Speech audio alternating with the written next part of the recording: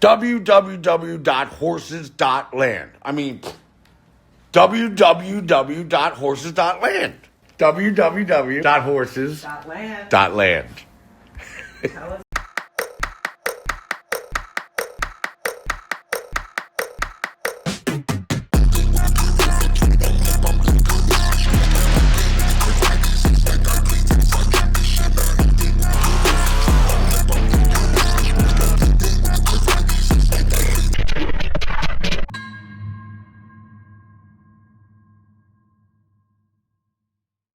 Florida is a truly fascinating place. It is a place which crushes the poor and lionizes the rich.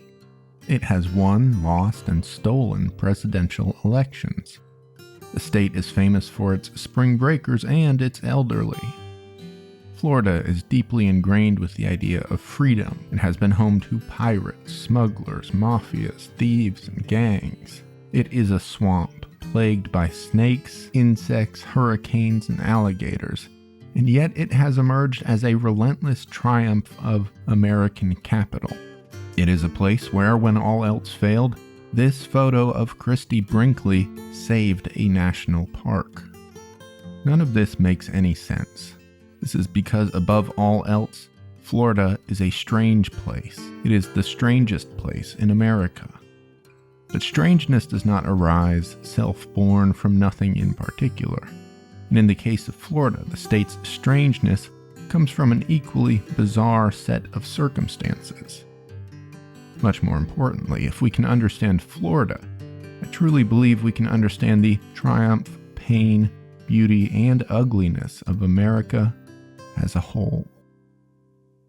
Florida has a long, paradoxical relationship with how powerful the government should really be.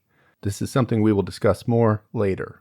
But recently, Florida has scheduled their first execution for the year 2026. By looking at this story on Ground News, we can quickly see there are 66 sources covering the execution, but only 11% of that comes from right-leaning outlets. If you only tend to read right-leaning sources, you could have missed this story entirely. We can see right-leaning outlets are tending to stick to the headline, framing the execution as a simple matter of crime and punishment. Those on the left seem more concerned. They cite worries about the value of human life and the notable fact that Florida set a record for the most executions in 2025. By understanding all sides of this debate, Ground News lets me see the story behind the headline. Viewers of this channel may have noticed a pattern. For the past year plus, Ground News has been my only sponsor. It's because I'm not interested in promoting some plastic gadget or the latest attention-sucking mobile game. I genuinely believe in the work that the team at Ground News is doing, and I believe more people should be using the service. Unlike other platforms, they don't push or suppress stories to influence your perception of the world. Their platform pulls in thousands of articles from around the world and organizes them by story to show you how the left, center, and right are framing the story differently. For every article, the color-coded layout makes it easy to see the political bias of each so-called unbiased news outlet, any history of failing fact checks, and even shows you which sources are independently owned or owned by large media conglomerates with corporate interest. When it comes to news, finding the truth is really getting more difficult every day. I sincerely believe Ground News can help us right the ship on this whole issue. Ground News is fully independent and supported by readers like us, but I partnered with them to get my viewers 40% off the same Vantage plan I've been using. Go to ground.news/horses, click the link in my description, or scan my QR code to get unlimited access for just $5 a month. By signing up, you're directly supporting the work I do here and your ability to think critically.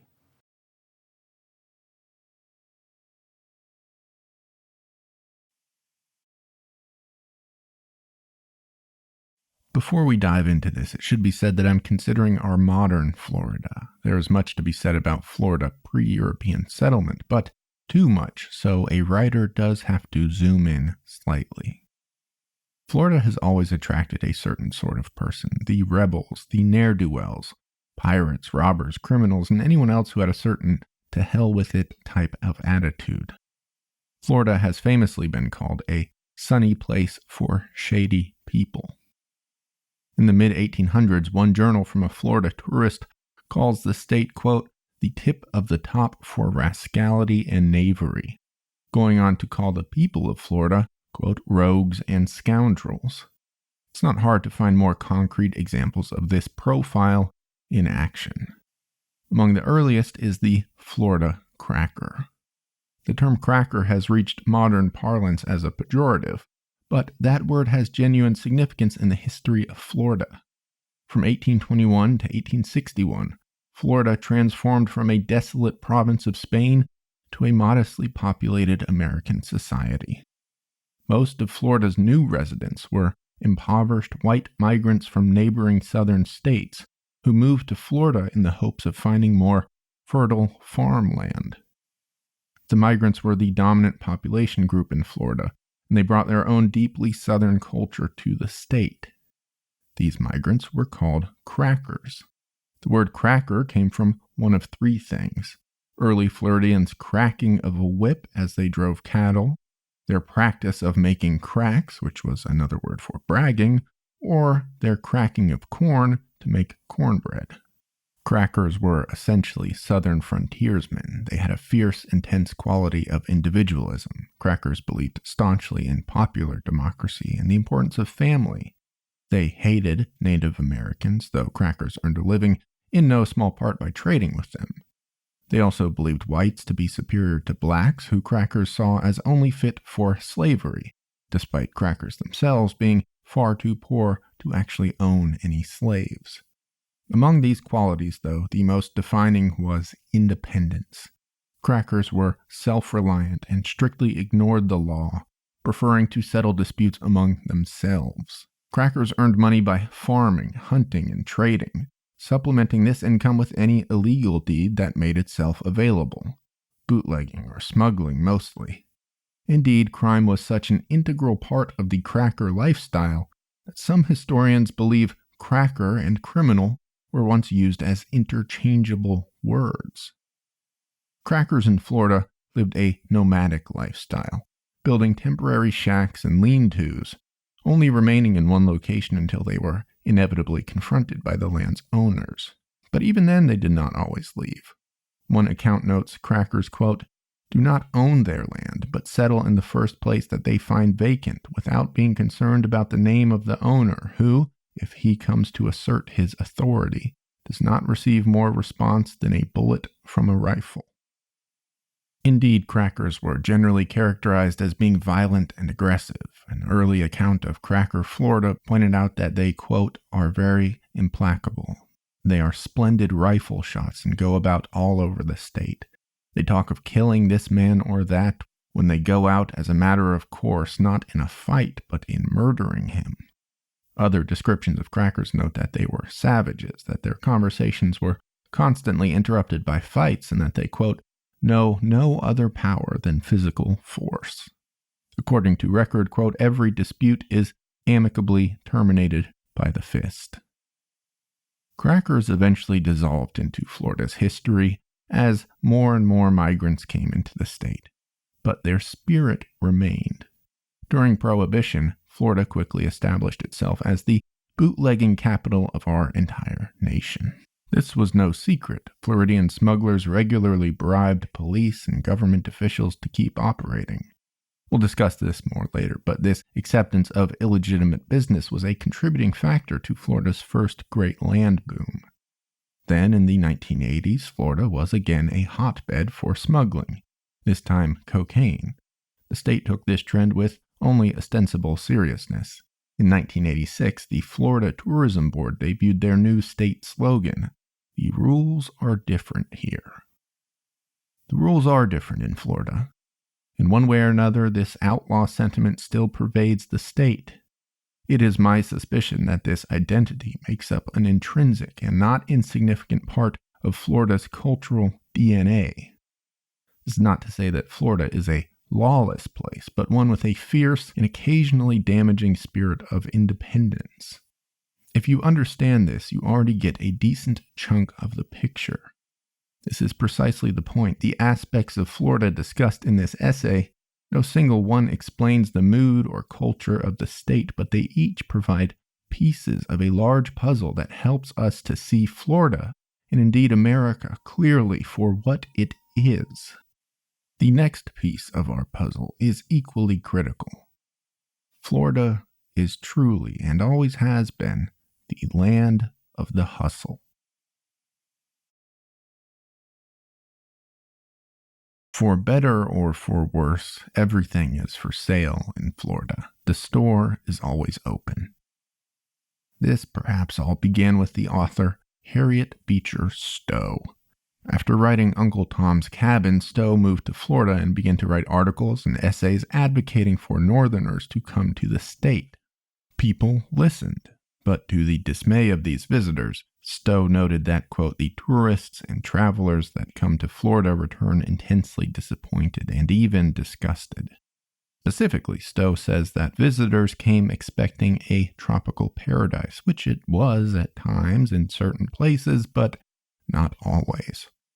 Florida had the white sand tropical beaches she proclaimed, but more significantly at the time, the state was a swamp. It was mostly millions of square acres of dangerous, mosquito-filled wetlands. Stowe lamented, quote, in consequence, they go through Florida with disappointment at every step. But Stowe lacked the renegade, no-holds-barred entrepreneurial spirit which would truly come to define Florida. For that, we can look to many places. One of them is a man named Dickie Bowles. Bowles was a serial entrepreneur who made and lost his fortune time and time again through the stock market, mining investments, and real estate. In the early 1900s, the Florida legislature was looking to entirely drain the Everglades and turn it all into farmland. They began the project only to quickly learn the cost of dredging was too high to continue. So the governor held a rapid sale of the land. Dickie Bowles bought thousands of acres and founded the Florida Fruit Lands Company. He created a plan for a town called Progresso. From there, Bowles sent salesmen all across the country to sell plots in Progresso. These salesmen found great success in the cold, bleak Midwest. They told prospective buyers how fertile the land would be once drained. They urged Midwesterners to buy now and get in early. Indeed, buyers bought. These new owners went to go visit their plots and found that the property had not even been surveyed. No work at all had begun on the town of Progresso. Almost all of the land was still beneath water, forcing buyers to wade through their newly purchased swampland. This became big news. Congressional hearings and indictments came the way of Bowles' company. A few of his colleagues did go to jail for fraud, but before he could be formally put on trial, Bowles died in 1917. This was an early example of Florida's hustler DNA, but it is far from the last. The Roaring Twenties saw another land boom in Florida which attracted big-name buyers like J.C. Penney, Al Capone, and the then owner of the New York Yankees, Jacob Ruppert. The Florida government was quite happy to encourage more of these high-profile, wealthy elites to come down to Florida, so they passed a couple of new laws.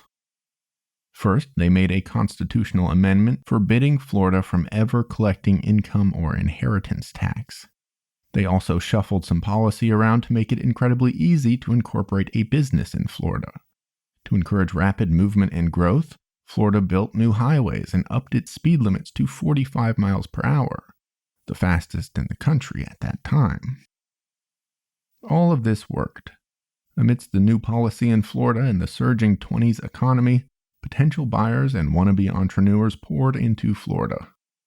A frenzy erupted and crowds of speculators clogged up city streets to inspect, discuss, and purchase real estate. In a strange turn of events, people were visiting Florida only to buy property. The bulk of tourism into the state was people trying to buy the land for other tourists to enjoy. Like a true frenzy, there was no long game here. One writer said, quote, everybody was trying to get rich in a few days. Nobody went swimming. Nobody sat under the palm trees. The New York Times said hardly anybody talks of anything but real estate, and one is led to believe that nobody in Florida thinks of anything else in these days, when the peninsula is jammed with visitors from end to end and side to side, unless it is a matter of finding a place to sleep. As tends to happen in such a frenzy, an air of cynicism emerged. One Harvard economist noted that Florida was becoming a world inhabited not by people who needed to be persuaded to believe, but by people who wanted an excuse to believe. During this boom, corruption ran rampant. Real estate companies offered bribes to Florida banks so the real estate groups could operate themselves as banks. The companies/banks could then write themselves endless loans of fictional money. Meanwhile, to make sure no one ever got in trouble, these companies also gave loans to government officials, which included optional payback clauses.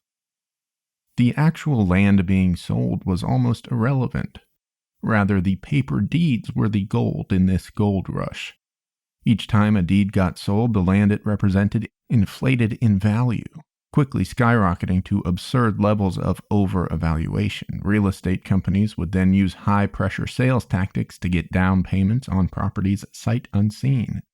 The entire situation was described by one particularly cynical realtor as, quote, a greedy delirium to acquire riches overnight without benefit of efforts, brains, or services rendered.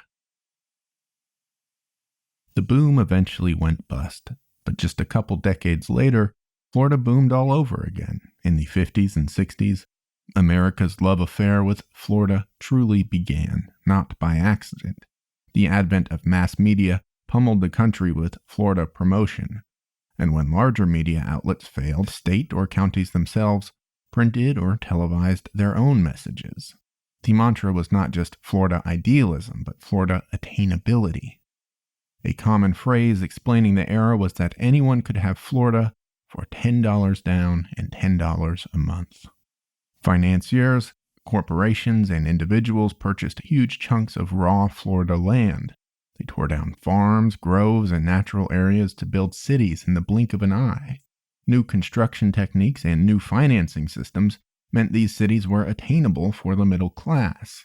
The problem, though, was that these cities were also almost entirely fictional. In the 1960s, the General Development Corporation bought over 40,000 acres on the coast of Florida and designed the community of Port St. Lucie. The corporation divided the land into thousands of quarter-acre residential plots and began selling them across the country. But none of these plots were connected to a central water or sewer system. The plans did not include schools or stores. Although the corporation promoted Port St. Lucie as beachside living, the community actually did not have its own coastline, nor did it have beach access at all. We gave so much thought to selling the land that the normal reservations for commercial properties, schools, all the ancillary things you need in a community weren't made, one of the developers admitted years later. We even had canals that ran uphill. I don't know any mistake you could make that we didn't make. Cape Coral was another good microcosm of this land boom. In the 60s, the Gulf American Land Corporation bought 1,700 acres along a cypress swamp near Naples. They immediately changed the name of the area from Redfish Point to the more glamorous Cape Coral. Gulf American flooded Midwestern newspapers with ads promoting Cape Coral. They also hired a small army of salesmen to phone across the Midwest, selling lots in the area. These salesmen expounded to prospective buyers the great opportunity of the land. A person could have a vacation home there, or move there, or divide their lot and make a quick fortune. When this play wasn't convincing, salesmen simply lied. They made up amenities that didn't exist, or they lied about the location of lots. Eventually, the Wall Street Journal outed Gulf American, and the company went bankrupt. Like the one before it, the 60s boom eventually went bust, and like the one before it, another boom was soon to follow. In the early 2000s, the internet came into the mainstream and information flowed freely. Banks offered very appealing ways to finance homes. Florida boomed again. Governor Jeb Bush was quick to take credit for the boom, and then the bubble popped. Housing prices collapsed, and recession hit Florida. Bush's successor, Charlie Crist, was left to clean up the bust.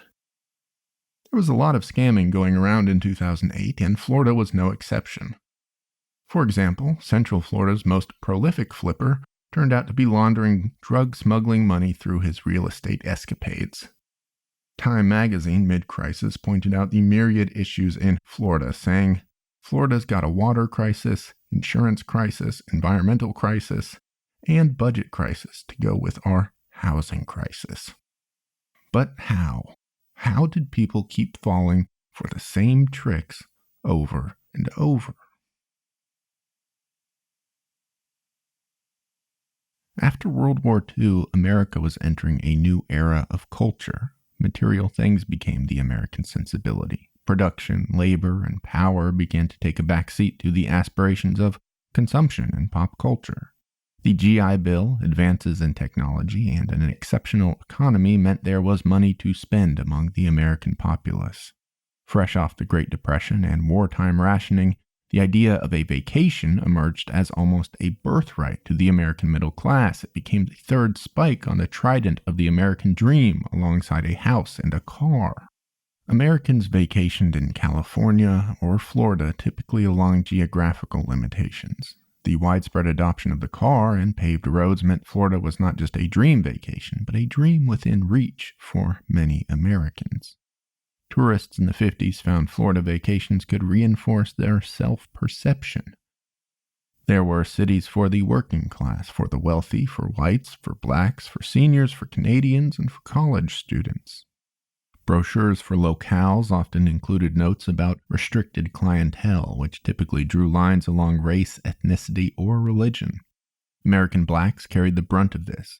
Although Florida's southern identity was very much distilled by the 50s, racism pervaded the state's tourism culture. St. Augustine's slave market was a tourist hotspot. One 1950s brochure bragged about, quote, carefree darkies. Middle-class black families were routinely denied restrooms, hotels, and restaurants. There existed black-only beaches and black-only resorts. But the fact remained. Florida was it. Among these new and plastic sort of places, Miami would become the crown jewel. While much of Florida promised family-friendly entertainment, Dade County's Miami offered tourists a more salacious experience. And this, like so much of Florida, was not an accident. It was Carl Fisher who first decided to invent Miami. He has been called the king of dredging. Fisher's crews clear-cut huge sections of forest and mangrove swamp, filling in the swamp armed with modern machinery and hundreds of millions of dollars. The result was basically as Fisher imagined. By the time he was done, Miami Beach was bold, sexy, and sinful. The city had poolside gambling, bikini-filled beaches, and any flavor of indulgence a person could desire. It was the perfect place for respectable adults from the north to find their most unrespectable versions of themselves. Thanks to collaboration between the Cuban government and American mobsters, particularly bold tourists could even hop to Havana on an overnight cruise to gamble their savings away. Popular films of the era like The Miami Story, Miami Exposé, Goldfinger, and Tony Rome only cemented the city's notorious and tempting reputation. Prices soon rose and Miami converted itself into a playground for the wealthy, but this was no problem. Now it was not just exciting, but exclusive. By the end of the 50s, tourists spent over $1 billion per year in Miami. There could perhaps be no more emblematic city for Florida's explosion than Orlando. Indeed, we can't really talk about Florida tourism without talking about Orlando. In 1971, Disney World opened about 20 miles away from Orlando, Florida. In its first year, the park had 11 million visitors, while Florida itself had only 9 million. The cities around Disney World have grown exponentially since its opening. The Orlando International Airport has become one of the busiest in America. Without a doubt, Disney World is the most successful commercial attraction in the world. As Gary Mormino says in his book Land of Sunshine, more people annually visit the Pirates of the Caribbean ride than the entire country of Britain. The region around Disney World has a higher concentration of hotel rooms than New York City. Growth is good, it can be good, but as Orlando tells us, it can also be dangerous. The Orlando Sentinel once wrote, quote, "The nation's 27th largest metropolitan area, Orlando, excels at little beyond being one of the world's top tourist destinations. It lags behind most comparably sized U.S. cities in virtually every category." This proves true when we look at salaries, home ownership, per capita income, and school spending. Orlando is meanwhile near the top in crime rates, commuting times, and school overcrowding. Generally speaking, Disney World's invention of Central Florida tourism is to blame for much of this. The industry has created millions of low-wage jobs. It also focuses on getting people into the area and around the parks, while leaving its residents with a poorly planned city and bad infrastructure. Disney executives once threatened to destroy a voter-approved high-speed rail project if it stopped at any rival theme parks. Tourism has changed the region's relationship to nature as well. Most tourists arrive in winter and spring, putting an intense burden on resources and water supply right in the driest part of the year. More broadly, an interesting thing has happened across Florida, thanks to the state's insistence and reliance on tourism. People once came to Florida for the natural splendor more than anything else.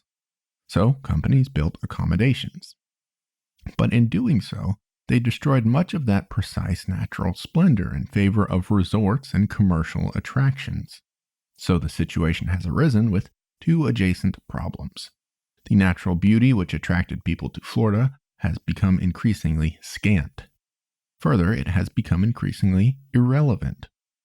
It is now not Florida which attracts tourism, but the man-made creations which exist in the state. And so, in the state's growth-hungry mindset, they are motivated to build more of these things and remove more nature. Still, there is the beach.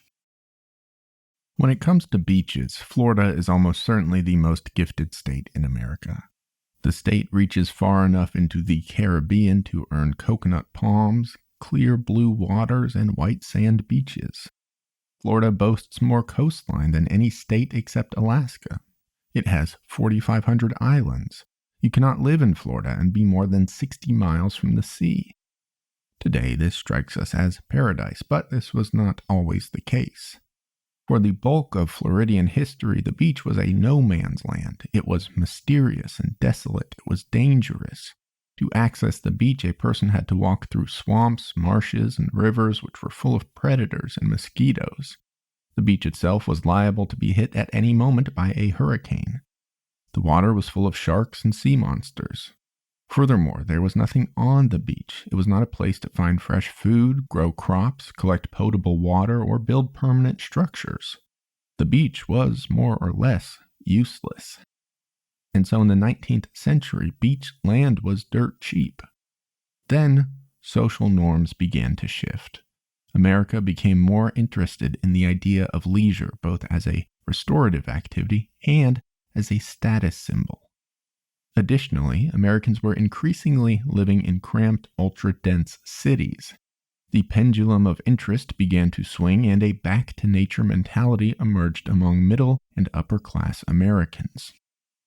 In the early 1900s, a few magnates began to exploit this new interest in the beach. One of them, and one of the most important people in Florida history, was Henry Flagler.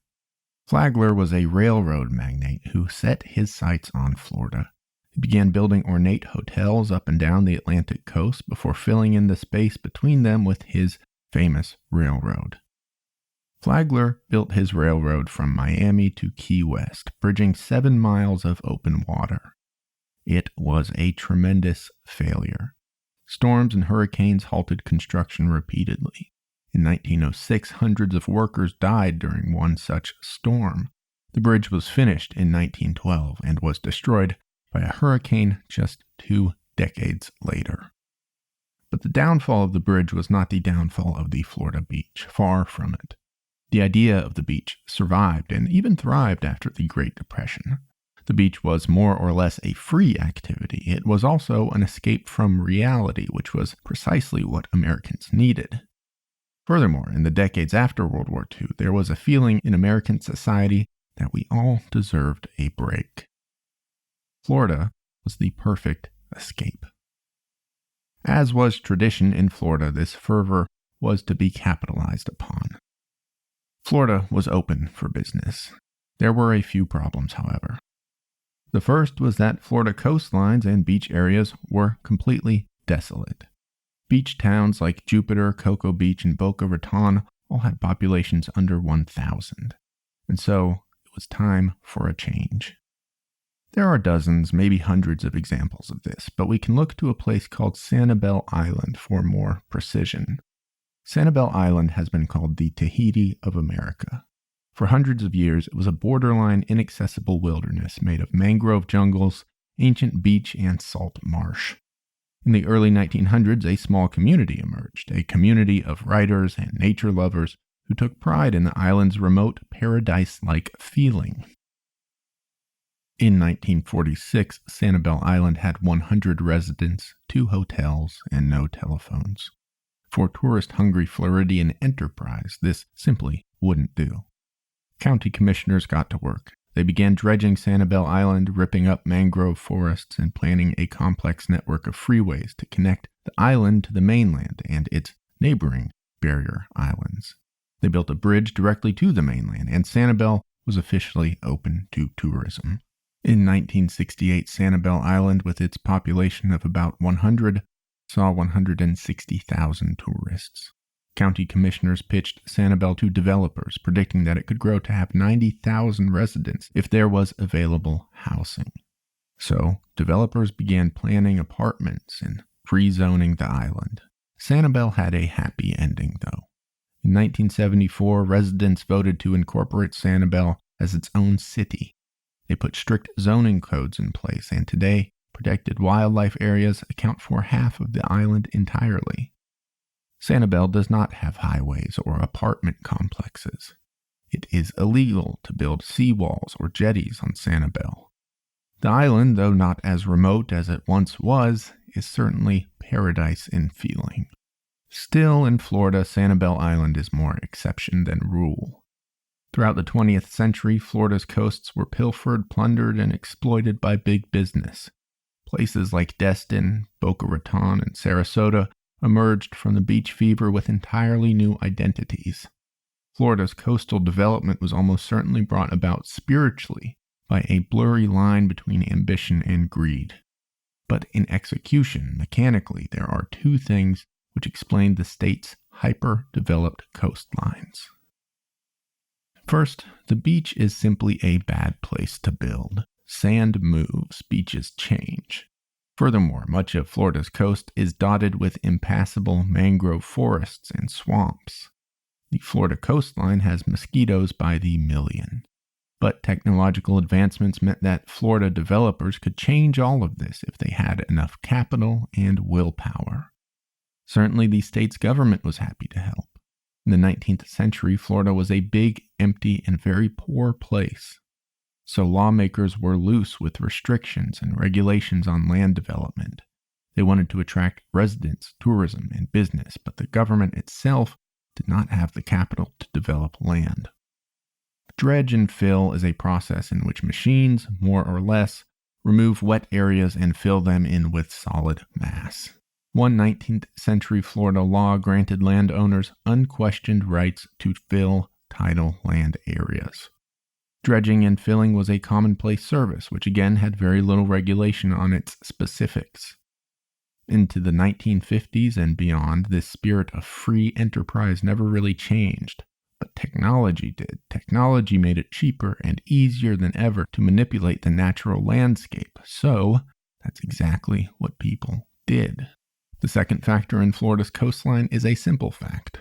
The beach is a finite resource, but competition for beachside living is high. Whether it's Americans who want vacation homes, investors looking to speculate on oceanfront property, or anything in between, there's only so much beach to go around. This hasn't been all bad. Some of Florida's poorest places have transformed into thriving small cities, but the result, increasingly through the 20th century, was that Florida beaches were being transformed into havens for the super wealthy. Big homes on small, expensive lots meant that Florida was running out of beach. How could the state attract new residents or tourists? Enter the condominium. A high-rise condominium could allow 5 or 10 or 20 families to occupy a plot of land which once had room for just one. From the 1970s onward, Florida's coast became dotted with high-rises and condos and timeshares. A thriving 90s real estate market only fueled this type of growth further. We should not make the mistake of trivializing aesthetics. The aesthetics of a place, any place, are part of its soul. Florida's coast was once a wild, untamed place dotted by small wooden cottages. After the condo revolution, this all changed. Tiny beach shacks were replaced by towering, bright white high-rises with neon signage. Developers insisted that these buildings were better looking than the natural alternative. And so a drive along the coast increasingly had its ocean views replaced by concrete super towers and seawalls to protect those new structures. Where the coastline is concerned, New Florida has largely replaced Old Florida. But this whole conversation brings us well to the next piece of our Florida puzzle.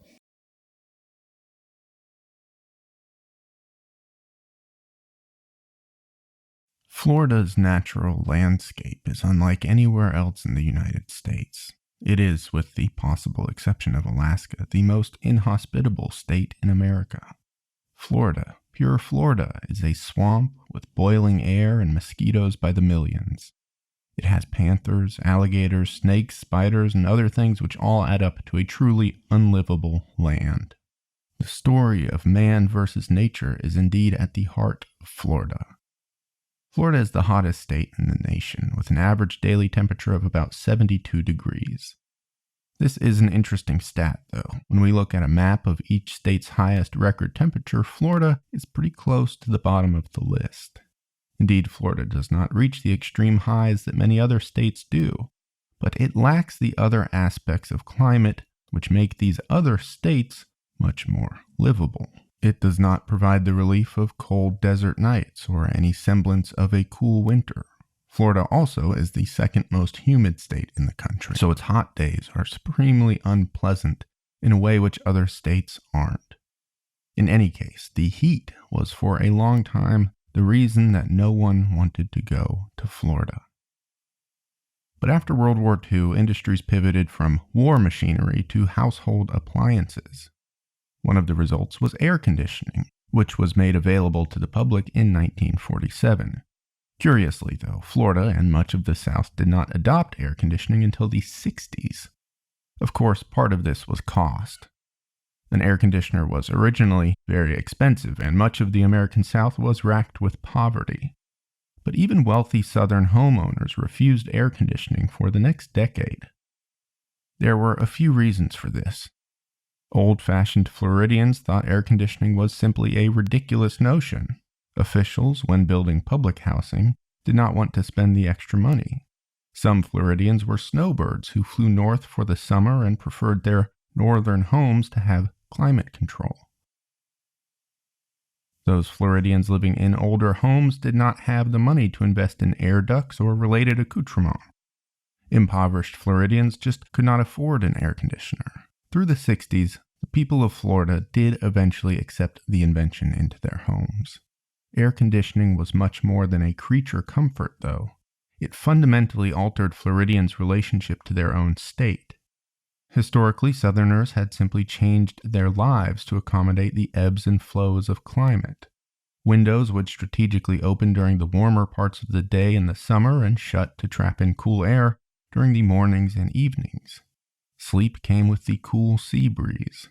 Families sat on porches in summer evenings to discuss this, that, and the other.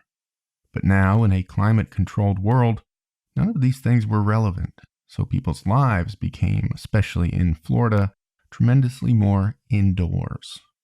Evening chats on the porch were replaced by TV rooms. Days in nature were vastly less comfortable than trips to the local air-conditioned mall or shopping center. Florida's heat and sunshine became less a thing experienced and more a thing witnessed. The suffocating heat of Florida had all but fallen against mankind's knack for engineering. If one has not experienced Florida mosquitoes in the wild, it is difficult to explain how excruciating these tiny insects can be. Aside from unbearable discomfort, mosquitoes wreak havoc in substantive, harmful ways. In 1888, mosquito-borne illnesses killed 400 people in Jacksonville. Mosquitoes and these same diseases can and have massacred livestock in the state. Floridians have used a few different things to tackle this problem. Early pioneers dislodged palm branches to use as skeeter beaters. Some baited mosquitoes with sugary traps, which the bugs generally preferred to human blood. In the 1920s, Florida began drizzling oil onto waterways to prevent breeding. But of course, none of these things could truly solve the problem. Then came dichloro-diphenyl-trichloroethane, or DDT. This colorless, tasteless, odorless pesticide had proven quite successful at eliminating insects in South Pacific jungles. In 1945, researchers began testing DDT to combat roaches, ticks, and mosquitoes in central Florida. It was remarkable. Swarms of bugs died with seemingly no immediate harm to animals or people. When word of DDT spread, counties in Florida began quickly releasing the pesticide into their towns. At one point, military planes drenched central Florida entirely with DDT. It was, simply put, everywhere. But in 1945, Time magazine ran an article warning about the potential dangers of DDT, saying, quote, "Not much is known yet about the full effect of DDT on large areas. Thus far, wholesale sprayings have had some surprising and bad effects on birds, fish, and desirable insects." Florida simply did not listen. The state was seeking growth, not caution. Mosquitoes in Florida began to adapt to the poison. They became resistant. Florida dumped more DDT, and Florida wildlife immediately began to suffer. Further research revealed that DDT was poisoning birds, water, humans, and animals. Chemicals like DDT were dubbed elixirs of death. Florida did not stop spraying DDT until it was federally banned in 1972. Mosquitoes proved to be a pretty much unsolvable problem, but still, the Floridian fight with nature continued in many other ways. Hurricanes hit Florida more than any other state in the nation, and they always have. They have dramatically shaped and reshaped Florida's coastline. They move sand, reform islands, and they bring in foreign flora and fauna. Before European settlement, Native Americans could predict an incoming hurricane based on strange behavior of insects or birds. Atypical blooms of flora also predicated a storm. Aching bones, headaches, and even premature births were also indicative of an upcoming hurricane. Although these things do sound folksy to us today, they were unknowingly based in science. Before a hurricane, barometric pressure drops dramatically, and this does affect the systems of humans, animals, and plants. It is an interesting thing which we often forget, though. Hurricanes are not inherently bad. There's nothing evil about a hurricane. The problem is that humans like to settle where hurricanes like to strike. So it is the presence of humans which turns a fairly routine natural phenomenon into a disaster. Interestingly, as technology has advanced, hurricanes have actually become more dangerous. Storm tracking and infrastructure have been built to help humans withstand hurricanes. But alongside this, technology and construction techniques have enabled more and more people to move into hurricane zones. A person's ability to withstand and recover from a hurricane is highly dependent on their income. In South Florida, the wealthy have a unique experience with hurricanes. Relocation of yachts, the mild inconvenience of evacuating, and the vaguely frustrating process of gathering an insurance payout. The poor tend to exit a hurricane with much more permanent damage. Older housing may crumble at even a mild storm. Infrastructure or lack of resources could make evacuation prohibitively difficult. A hurricane can destroy a poor person's home and then compound this by destroying their income and transportation. This probably does not come as an intellectual revelation, but just as significant is the politicization of the hurricane. Once upon a time, hurricane recovery was handled on a local or grassroots level. Victims of hurricanes looked to neighbors and local organizations. Certainly, Washington, D.C. was entirely irrelevant to a hurricane-struck trailer park in South Florida. In modern times, a hurricane is the duty of the president or governor. One of George W. Bush's legacy items is his poor handling of Hurricane Katrina. 3 hurricanes hit Florida in the year 2004. The storms, politically speaking, did a great favor for then-Governor Jeb Bush. After the hurricanes, Jeb went weeks passing out water, getting photo ops, hugging survivors, and giving his press conferences in Spanish. Incredibly boring and mortally impactful conversations around flood insurance and building codes happen with all the juice of politics in Washington, D.C. Legislation around zoning and infrastructure is made and decided upon in the halls of Florida's government. If our truest aim was to eliminate death and destruction from hurricanes, we could simply prohibit construction on Florida's barrier islands and flood-prone areas. I don't know that this would be a good or a bad idea, but it will never happen, mostly because it directly assaults one piece of the Floridian DNA. That is a sense of freedom. Freedom to build, live, and develop humanity as humanity desires. Who reaps the benefits of this kind of freedom is another question entirely, but here we are. The reality is that the exact opposite of this solution will happen. Across Florida's coastline, old homes and mobile homes are being demolished and replaced by higher density, more expensive, more profitable forms of commercial development. Out with the old, in with the new, forever. Such is Florida. As Mormino writes, the question then emerges, where do these residents go? The forward drive of coastal development does not have an answer, and history tells us it does not really need to. Days after Hurricane Andrew, Florida was in a real estate frenzy. Speculators dashed to scoop up land on the cheap. The governor pumped millions of dollars into tourism promotion. Florida is a place of eternal prologue. Every end is actually a beginning in Florida, for better or for worse. But of course, no discussion of Florida's nature would be complete without one thing, one truly remarkable thing. That thing is perhaps the most unique, bizarre, embattled natural area in our country's history. And for that, it certainly deserves its own chapter. The Everglades is a 1.5 million acre flooded wetland which currently covers the southern part of the Florida Peninsula. The Everglades has existed for about 5,000 years. It is no exaggeration to call this swampland a true masterpiece of nature. But a person cannot really farm on the Everglades. They cannot really build homes or stores or hotels. So in the early 1900s, the Everglades was a big, ugly problem to be solved. As dredging became more commonplace in Florida, the Everglades seemed like the perfect land for just such an operation.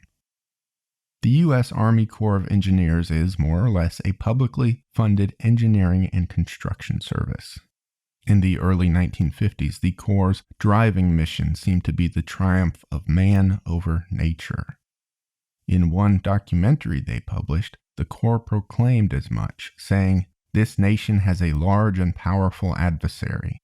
We are fighting Mother Nature. It's a battle we have to fight day by day, year by year. The health of our economy depends on victory." Certainly man felt themselves to be winning this war. Cars had conquered distance. Bulldozers made quick work of pesky rainforests. Airplanes and boats made the largest oceans into small inconveniences. For decades, Floridians had tried to wrangle the Everglades in this way. They failed, time and time again, and in the 1950s, the Everglades was neither in its natural state nor had it yielded to the will of man. So the Corps took their battle to the area. They published a propaganda-style video preaching about the, quote, maddened forces of natures in South Florida, declaring the Everglades as the vicious scourge of mankind. The Corps embarked on the ambitious Central and Southern Florida Project, or the C&SF. It would be the most sophisticated water control system ever constructed. It was to be a project in the likes of the Panama Canal. The Corps planned on repurposing pumps and floodgates from nuclear submarines, installing a labyrinth of canals and spillways so they could control every bit of water in the Everglades. The Everglades at the time oscillated between flooded and bone dry, as was its natural cycle. But this chaos would not do with man's need for economic development. With the C&SF project, the Corps could reclaim land, store water, and ready the Everglades for development. The entire region, with the exception of a small area designated as a national park, could become an agricultural powerhouse, punctuated by suburbs and thriving towns. In defense of the Corps, they also believed there to be preservation benefits from the project. They claimed, in fact, that the C&SF was, quote, necessary to preserve and restore the Everglades. The National Park Service supported the plan. The Florida Wildlife Federation did as well.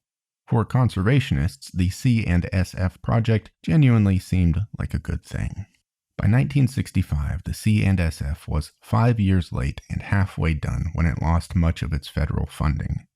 Congress was concerned about the federal government financing the development of Florida. It was also revealed that well-moneyed interests were pulling some of the strings. U.S. Sugar owned 130,000 acres in the project zone. The chairman of the board for the C&SF also would make millions off the project. But still, the Corps had created 1,400 miles of canals, spent $175 million, and fundamentally changed the landscape of southern and central Florida. In the years that followed, Florida boomed. We can't say for sure if the C&SF was entirely responsible for this. It probably wasn't. Air conditioning, cars, low taxes, and a surging economy all played their own roles. But in its own way, the C&SF did seem like a success. Florida had become a destination for agriculture, tourists, and manufacturing. As far as nature was concerned, with only a few exceptions, people didn't really care. The broad sensibility of the era was that nature was something to be conquered by man. By the late 1960s, it became clear that the Everglades were not fixed. The C&SF was more or less a failure. Central and southern Florida still oscillated between flooding and drought in a way more radical than ever before. Tampering from the C&SF had made wildfires uncontrollable and extreme. Salt and seawater seeped into the cities and towns of southern Florida. The Florida boom had also meant water demands skyrocketed and infrastructure was failing to keep up. The C&SF had allowed millions of tons of soil to be implanted into the Everglades. Scientists concluded that in a few decades, all of that soil would disappear with the tide. Fish populations were still contaminated by DDT and other newer agricultural pesticides. Wetlands were dry and lifeless. There were estimated to be just a few dozen panthers left in Florida, and even those were regularly being displaced by construction or killed in traffic. The Everglades was a shadow of its old self. The northern part of the region had been destroyed entirely and was all but replaced by sugarcane fields. The eastern glades was filled in, paved, and littered with suburbs and plastic cities. The heart of the Everglades functioned as little more than a sewer. But in the late 1960s, a wave of progressive movements swept across America. Anti-war ideas, civil rights protests, feminism, and environmentalism among them. Caring for our planet was quickly moving from a niche interest into a mainstream American sensibility. One 1969 poll revealed that Americans cared more about the environment than the Vietnam War. The change in opinion was more than a fleeting trend. It was a fundamental realignment in how Americans saw their relationship to nature. For decades, centuries even, Americans had seen man as the master of nature. They had believed that wilderness was little more than God testing humans' resolve. But now, people were beginning to believe that it was man's duty to steward the planet. There was a vaguely religious notion that God, or whoever, had granted us these gifts as things to cherish and care for, not master and manipulate. To be more precise, it wasn't that Americans had pivoted to some die-hard desire to preserve nature at all costs, but a skepticism emerged over the idea that man was all-knowing and all-powerful over the natural world. Some weed or animal could be critical to human survival. Some undiscovered plant could cure cancer. One activist noted, quote, "We would probably continue to live and thrive to the extent that we are thriving if we paved over the Everglades. But the emphasis is on probably." This was for good reason. American nature was in a terrible place. There had hitherto been virtually no regulations in place to protect the planet. Cars and coal plants were creating the problem of smog. The bald eagle was in danger of extinction. President Nixon called on Americans to make peace with nature, and he declared that the United States would repair the wrongs we had done to air, land, and water. He created the Environmental Protection Agency, signed the Clear Air Act and the Endangered Species Act. All the while, however, Nixon called environmental activists radical leftists, domestic terrorists, or communists. In truth, he really did not care about issues concerning the planet, but Nixon and his advisors could read the shift in public opinion. It was a pleasant coincidence for the Everglades that the Army Corps of Engineers, with its billion-dollar budget, was suddenly seen as emblematic of man's assault on nature. More to the point, the C&SF was the Corps' marquee project, and it had been an ecological disaster. Supreme Court Justice William O. Douglas penned an article declaring the Corps, quote, "public enemy number one." Florida found itself stuck by its own dishonesty. The state promoted itself as a natural paradise with beaches, bays, forests, and marshes. But the truth was less beautiful. Florida was perhaps the worst state in the nation in regards to conservation. Environmental stewardship typically comes in the form of regulations, zoning, and strict urban planning. To the libertarian sensibilities of the Florida government, the idea of a government dictating how and where to build was a little too close to communism. It did not help matters that corporate interests had a stranglehold on the Florida legislature, regularly writing laws themselves or running government meetings. This spirit of laissez-faire was deeply ingrained in the Florida mind. But now, much of Florida's population wasn't actually from Florida. Midwesterners and Northerners had flocked to the state, and many of them kept their Northern ideas. Between this and Florida's environment collapsing before the eyes of Floridians themselves, the state's environmental movement flourished. The Audubon Society saw a 7 times increase in Florida membership. Citizens helped shut down the development of a Florida barge canal, an oil refinery, and an entirely new coastal city. Scientists, activists, and politicians lobbied the state, and in a single year, they passed 41 bills in support of the environment. These activists also created Biscayne National Park to protect Biscayne Bay. In Florida, the hippie kumbaya breed of environmentalist was dead. The new archetype for a green activist was bolder, aggressive, abrasive, and above all, effective. They were bulldogs. People like Joe Browder campaigned among hunters, Hispanics, labor unions, and Native Americans. He stirred up publicity on a national level. Then there was Arthur Marshall, who was an obsessive defender of the Everglades. He campaigned for preservation on the grounds that Florida was hurling itself towards bankruptcy. People like Browder and Marshall made very real changes in Florida. In this new era, the Corps wanted to expand the C&SF to fix the problems they created. One of the big issues facing the Everglades was a simple lack of water. All of the water was being used for agriculture and urban sites. The C&SF expansion hoped to store enough water to meet all of South Florida's needs. But the expansion was focused on development rather than nature. The Corps refused to guarantee any water would be allocated to the Everglades National Park. Eventually, activists like Arthur Marshall convinced Congress that a guarantee for the park was the only way to save the Everglades. This was a minor win, practically speaking, but it set a strong precedent. Natural areas like the Everglades were entitled to exist, and America was required to care for them. Another victory came when Dade County proposed a massive 39-square-mile Everglades airport right in Big Cypress Swamp, just a few miles from the Everglades National Park. The airport would have cut off the northern Everglades from any fresh water flow, essentially starving the ecosystem and likely killing it. Dade County argued, quite insidiously, that the airport's existence would mean that no one would move to that area, so there wouldn't be anyone to actively fight against the project once ground had been broken. Joe Browder, who we mentioned earlier, led the movement against the airport. He rallied together a radically diverse group to fight the airport, which included Native Americans, hunting groups, airline unions, and even alligator poachers. The fight eventually made its way to D.C., where the White House issued a report on the proposed airport.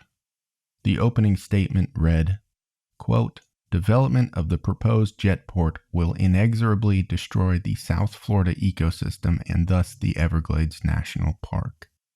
Eventually, President Nixon prohibited the project entirely. Another victory came shortly thereafter. The airport had been defeated, but Big Cypress was still in the hands of private owners, which meant it was still going to be developed one way or another. Initially, the Nixon administration wanted to implement pretty tame land use restrictions to ease development rather than stop it entirely. But then the White House got word that a likely presidential candidate intended to kick off his campaign with plans to develop Big Cypress. Seeing the chance for an easy win, the Nixon administration pivoted immediately and purchased all of Big Cypress. Some human activity would still be permitted, including oil drilling, but the administration declared that any further development was to be banned forever. In the 70s, environmental groups in South Florida continued to rack up wins, but to a large extent the damage was done. Half of the Everglades were gone. What remained was a borderline disaster. It was wet, then it was too dry. It was broken up into non-functioning pieces by highways and canals. 90% of its alligators had disappeared. The Florida panther was virtually extinct. Invasive species were rampant, disturbing the balance of the area and causing massive wildfires. This all stemmed from the same place: tremendous mismanagement of water, which was the lifeblood of the Everglades. Trying to repair the area without addressing the water crisis was like Frankensteining a car together while its gas tank sat empty. So the tide completely turned on the C&SF project, with Time magazine dubbing it the most disastrous ordeal ever undertaken by the Corps. Florida environmentalists were hopeful. Still, they believed the Everglades could be fixed, restored to some undetermined degree. Progress on this kicked off, bizarrely, in 1981 when the Sports Illustrated swimsuit issue hit shelves. Supermodel Christy Brinkley posed on the cover on location in Florida, which gave Sports Illustrated an opportunity to report on the natural conditions in the state. The article they wrote was pure, undiluted bad news. The headline read "Trouble in Paradise." The thesis of the article was simple. Quote, "The sad fact is that Florida's going down the tube. Indeed, in no state is the environment being wrecked faster and on a larger scale." But the pendulum had begun to swing. The 1980s lacked the staunch pro-environment sensibility which pervaded the 60s and 70s. The Reagan administration saw environmental regulations as un-American. To Reagan and his ilk, these types of ideas were anti-freedom, and they dictated how Americans could live their lives. Reagan's administration promoted mining, drilling, and logging on public land. In Florida, however, an organization called Save Our Everglades was prevailing in no small amount. They got the wheels turning on Everglades restoration. Changes were being made that would soon allow water to flow naturally through the Everglades. This was fantastic progress, but there emerged one large problem. All of the water was polluted. To let this water back into the ecosystem would only poison the Everglades. In the 80s, Big Sugar controlled huge amounts of land in South and Central Florida. They were also one of America's shadiest, most corrupt industries. They donated powerfully to lobbyists and campaigns in D.C. and Florida itself. The sugar industry took in tariffs and price support from the federal government, which cost American consumers about $2 billion per year. A federal program encouraged Florida sugar farms to import impoverished Caribbean workers. Big Sugar mistreated these workers, withheld pay, and deported those who complained. The industry also relied on the C&SF project to irrigate and drain their fields as needed, receiving in total over half of the project's water supply. It should also be said that, all the while, Big Sugar was destroying American health by manipulating government messaging and regulations about proper sugar intake. Cane fields were located all throughout the Everglades. The field's water demands wrecked the natural rhythm of the ecosystem.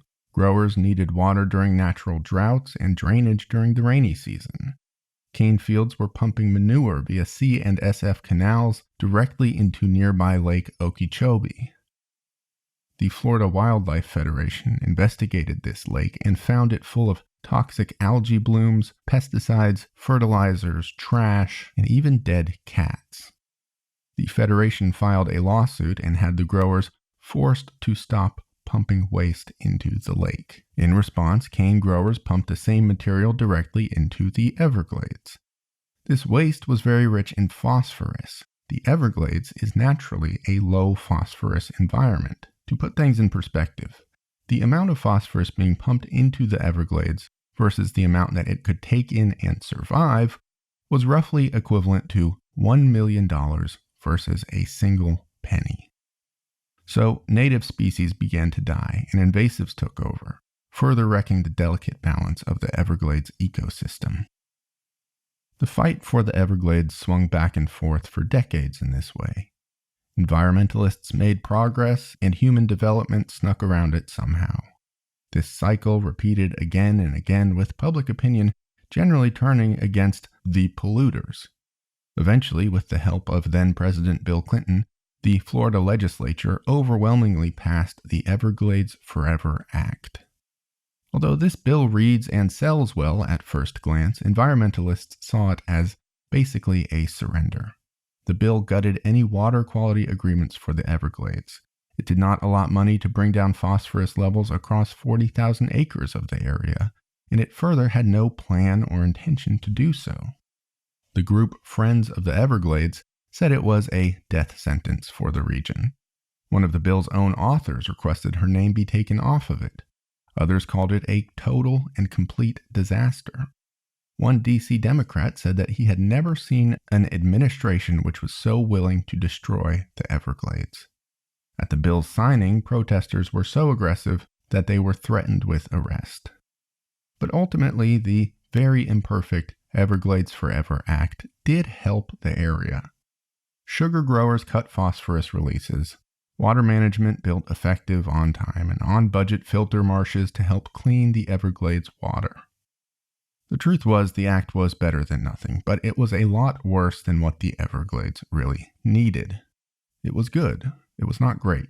If nothing else, it served as another symbolic victory. Progress could be made. Progress was being made.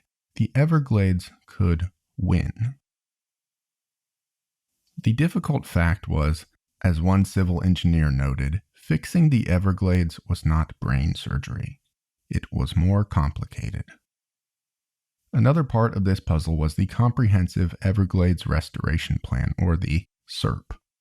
Unveiled by Al Gore in 2000, the SERP was an $8 billion plan to fundamentally rebuild the C&SF so it would better serve lakes, estuaries, and the Everglades itself.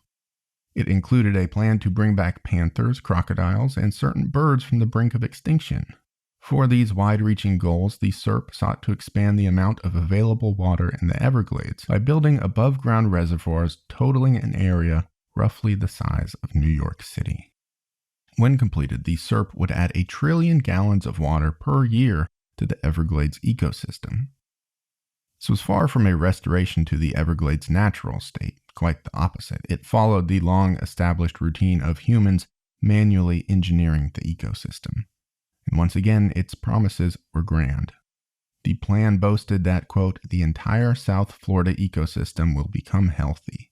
The numbers of animals, crayfish, minnows, sunfish, frogs, alligators, herons, ibis, and otters at virtually all levels in the aquatic food chain will markedly increase. Skepticism was, of course, high. The SERP would be undertaken by the Army Corps of Engineers, who had a well-established track record of destroying the Everglades. One water manager said the SERP was like the Apollo mission, except no one knew where the moon was, how to find it, or what it looked like. When Everglades National Park scientists reviewed the SERP, they produced a 40-page document which concluded, quote, there is insufficient evidence to substantiate claims that the SERP will result in the recovery of a healthy, sustainable ecosystem. Rather, we find substantial, credible, and compelling evidence to the contrary. The scientists found the plan would only increase water flow to the Everglades by 10%, and it would take about 35 years to do so. The first 10 years of the plan would produce virtually no new water for the Everglades. Meanwhile, the SERP would meet all of its urban water goals within those same 10 years. The SERP would also destroy 30,000 acres of the Everglades to build its reservoirs. It did nothing to address invasive species or commercial development. The long and the short of the SERP was that it was designed to serve cities and agriculture. If the plan produced any leftover water, the Corps would try to eventually give it to the Everglades. It is one thing to prioritize humans over nature, perhaps an understandable thing. It is another entirely to advance human interests under the guise of environmental action. National park scientists likely knew there would be compromise in restoring the Everglades, but the SERP was not a compromise. It resembled more another defeat for conservation. Initially, these protests were falling on deaf ears. One environmental lawyer lamented, quote, we didn't think it was so radical to expect an $8 billion Everglades project to, help the Everglades. In time, the stubbornness of the activists began to prevail. The Clinton administration recognized that the years of work on the plan would be wasted if the Everglades National Park came out in opposition against the blockbuster legislation. Vice President Gore had the SERP revised, promising that 80% of the project's water would go directly to the ecosystem. It was a good time for such a plan. There was a pro-environment administration in power. The economy was flush with cash, and the federal budget was shockingly in surplus. Furthermore, it was an election year, and Florida was a swing state. Getting Florida on board with the Democrats was a top priority. Jeb Bush, along with big business interests, tried their damnedest to crush the new plan. With their influence, the new plan once again morphed and changed, skewing away from its environmental purity and including significant provisions for Florida commerce. Environmentalists were split, but ultimately the SERP would do more good than harm. The bill passed the Senate with an 85-1 margin. The Everglades was still in danger, but it had been thrown a life raft. Almost 30 years later, the SERP has helped the Everglades. It has not fixed the Everglades, and many of the SERP's promises remain unfulfilled or in progress. But in our labyrinth of bureaucracy and division, the SERP has been a remarkable step forward in undoing the harm we have enacted upon nature. It has been more than a moral victory. It has done actual good to restoring water, animal, and plant life. But 30 years has changed a lot, and the Everglades continues to come under new threats every day. The South Florida ecosystem cannot be called healthy. The right move was probably just to leave the Everglades alone from the very beginning. That did not happen. So now, the story of the Everglades is far from over, but it is perhaps emblematic of the fact that against all odds, people do care about nature.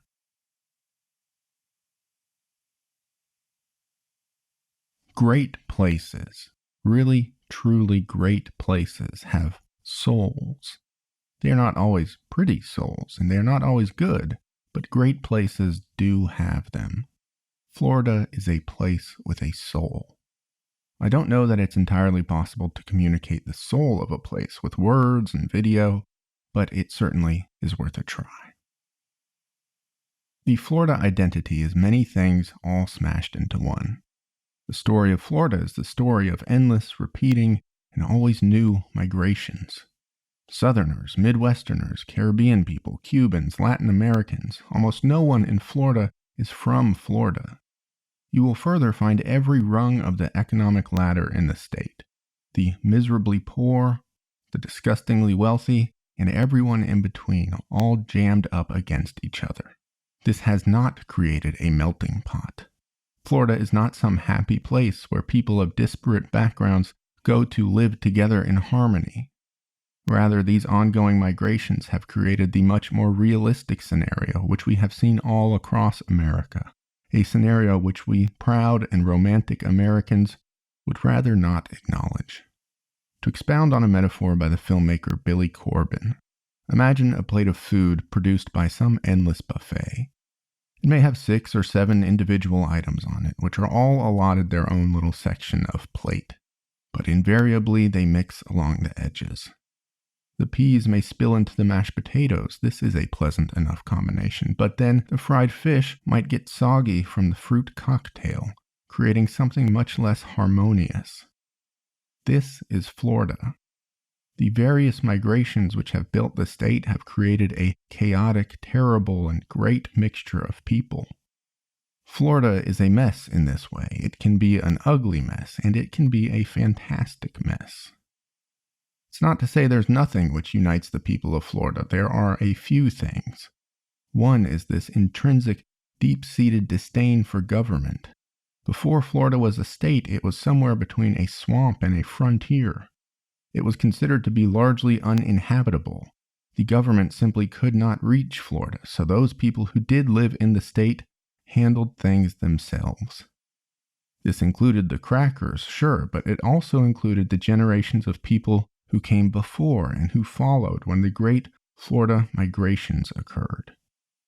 It's easy to say that this was hundreds of years ago, but regarding Florida today, we can say this fierce independence never seems to have evaporated. There is a certain dislogic to this idea in Florida. Most foundationally, the state of Florida only exists because of huge government-backed infrastructure projects like the C&SF. It is only a slight exaggeration to say that big government literally manufactured Florida. At a state level, the Florida government has a long-held tendency to exercise power over and veto local decisions. The government uses the powers of preemption to micromanage throughout the entire state. Sources vary slightly, but Florida is also generally ranked as the state which spends the highest percentage of its budget on law enforcement. At the risk of sounding too severe, this reflects a prevailing self-concern among Floridians. The government needs to keep its hands off me, but those people over there, they are doing something wrong.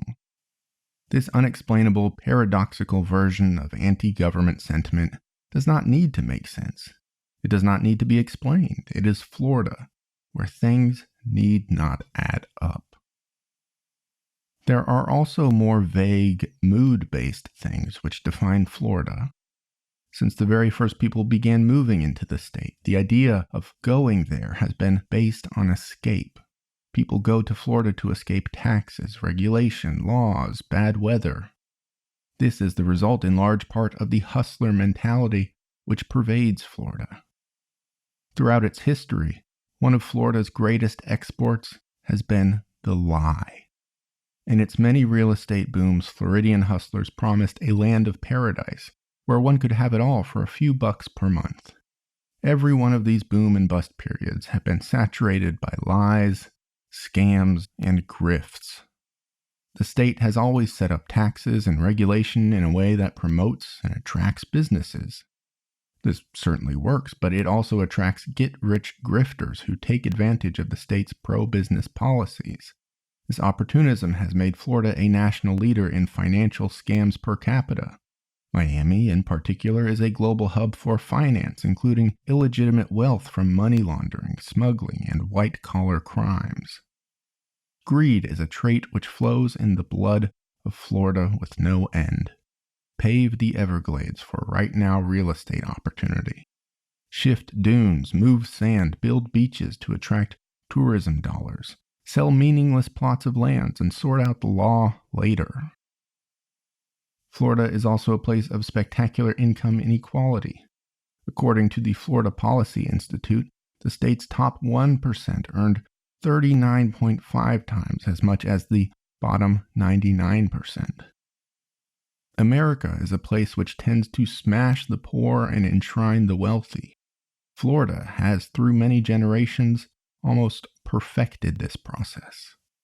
Greed, opportunism, salesmanship. In Florida, these have emerged as more necessity than vice.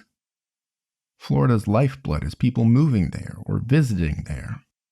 The constant selling of Florida as a paradise with no tomorrow is a game that the state must play.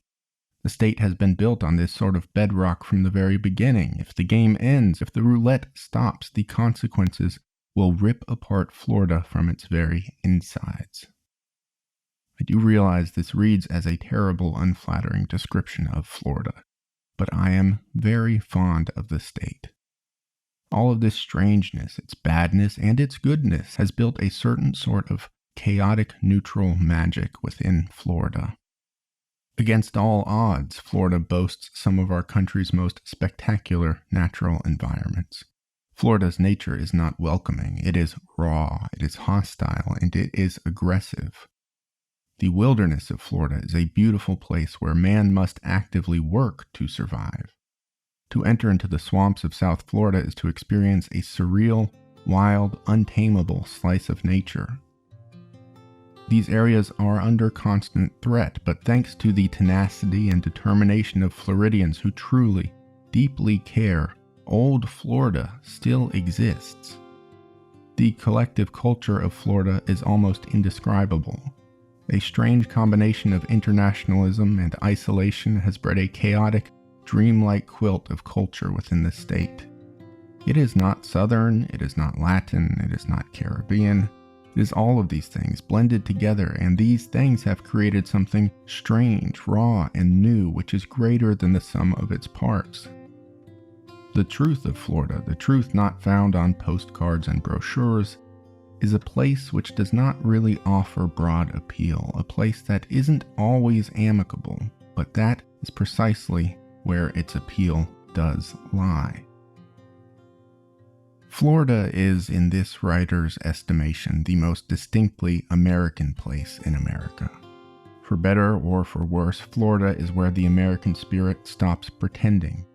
In Florida, you can start over in a way which is so earnest it mirrors the original promise of our country. The young go to Florida to escape with spring breaks and sweaty nights. The old escape to Florida as retirees. There's always a new tomorrow in Florida, but it may cost some money. The most precise, damning, and labyrinthian version of American fever dream capitalism is transparent in Florida. It offers paradise, no taxes, and absolute freedom. It also guarantees corruption, grifting, exploitation, and crushing imbalance. The state's most glamorous faces take the form of beaches, yachts, theme parks, and vacations. Each of these has an ugly counterpart: hurricanes, ill-gotten gains, manufactured leisure, and the constant threat of environmental collapse. Florida is a mess, and it is truly America's mess. If we understand Florida, insofar as it can even be understood, we understand America, in a way not limited to platitudes, flattery, and national cliches. Florida is a truly spectacular place. It is one of my favorites in the world. It is a state which is heartbreaking and fantastic all at once, in a country which is precisely the same. Florida, like America, is a beautiful place where things get ugly.